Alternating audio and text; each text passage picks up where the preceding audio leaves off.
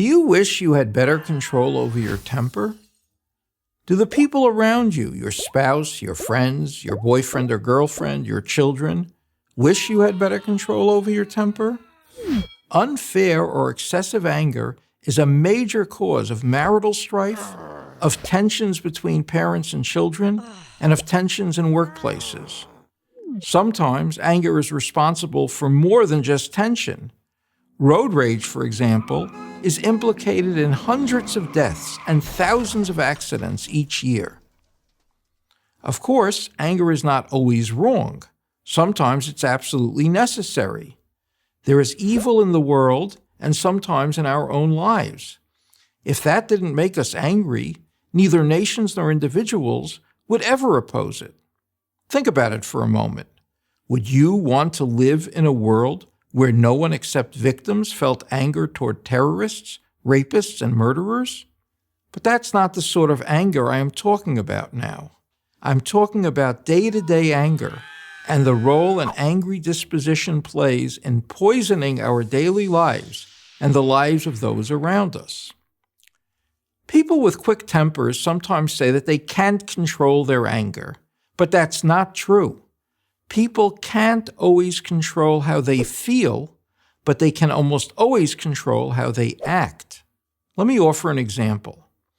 Imagine you're walking down the street when suddenly you're confronted by a person with a weapon demanding your money. No. Clearly, you're furious.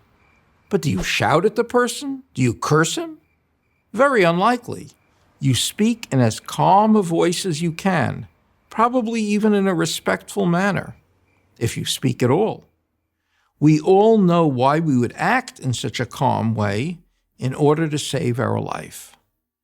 Obviously, then, we can control our tempers when we really want to. Now, there are whole courses on anger management, and they undoubtedly have many ideas and suggestions.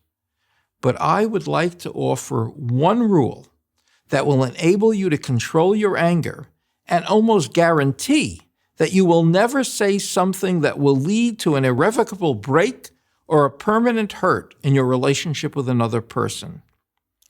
No matter how angry you get, restrict the expression of your anger to the incident that provoked it.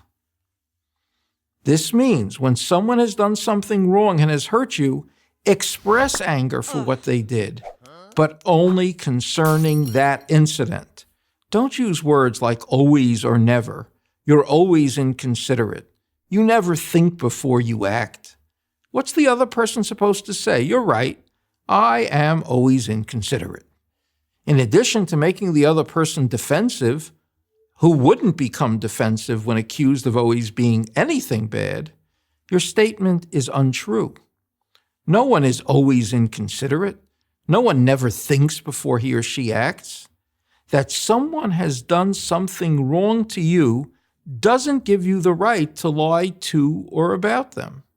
Also, expressing thoughts like this is destructive in another way. One of the sad and unfair consequences of anger is that people think that what you say when you're angry is what you really think. Now, it might be, but usually it isn't what you really think. It's what you're thinking at that moment. Who hasn't had some really angry and unfair thoughts about their spouse, their child, or about a good friend? No one.